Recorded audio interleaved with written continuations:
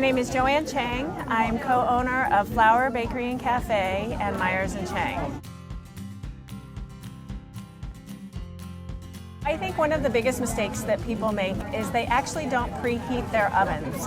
And what happens if you don't preheat your oven is that you put a batter into the oven, and as the oven's coming up to temp, your cake batter or cookie batter is trying to bake, but it's slowly melting instead of actually baking.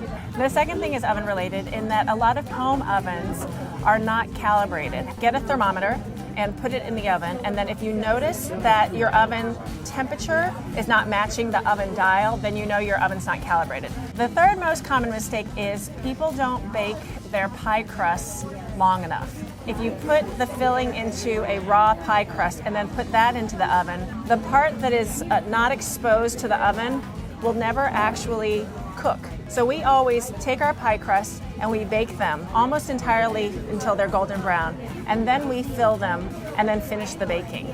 People very often overwork their pie crust, and what that means is they will take the pie dough and work the butter in so much that you don't end up with a flaky pie crust.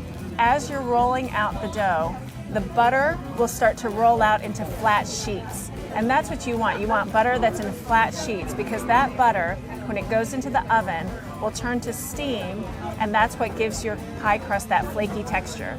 A fifth mistake that a lot of bakers make, especially around Thanksgiving, is they actually undermix their cookie doughs. When you're mixing butter and sugar together, what's happening is the sugar is actually aerating the butter, and that's what gives your cookie a nice light texture or your cake a really nice fluffy crumb.